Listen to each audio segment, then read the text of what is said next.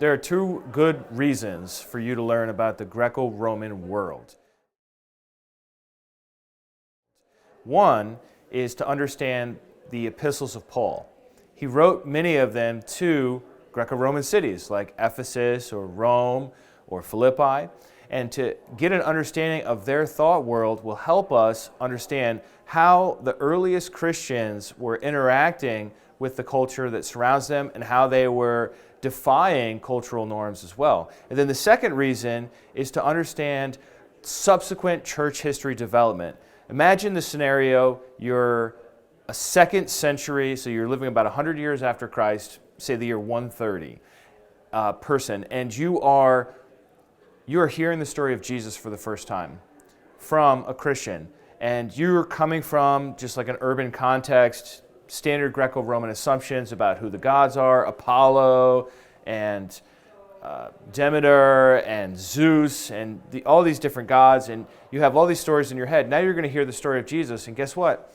If you have those Greco-Roman assumptions about who the gods are and what they do, that's going to color how you hear the story of Jesus to such a degree that it could very well distort the story of Jesus, and you could come away concluding that Jesus is a God like these other gods. And I believe that this is one of the missing links between the Christology we find in the New Testament and what ends up developing in the 4th century with the Trinity. And I think it's an important link, and many of us are not talking about it, but I think it is very much something that had an impact. Yeah, I think it's so important to understand the culture of the people of the time and their beliefs, because it helps us to understand incidents like in the book of Acts when Paul's shipwrecked and he's sitting by a fire and a snake comes out and bites him, and all the natives conclude, oh, he must be cursed by the gods because he survived the shipwreck, but then he got bitten by a poisonous snake.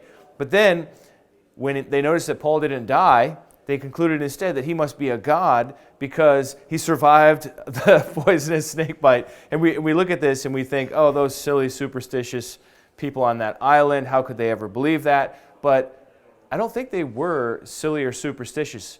I don't think they were crazy. I think they were wrong about Paul, but they were incorporating their experiences within the Greco-Roman mindset, their own religious background, and they were making sense of it.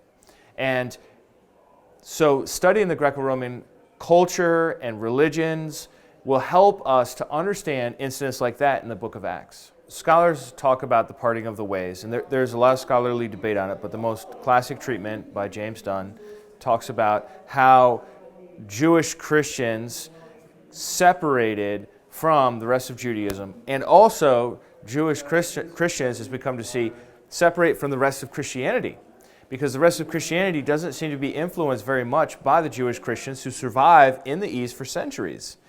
And they don't play a significant role in correcting ideas that change over time about how to think about salvation or who is God or who is Christ.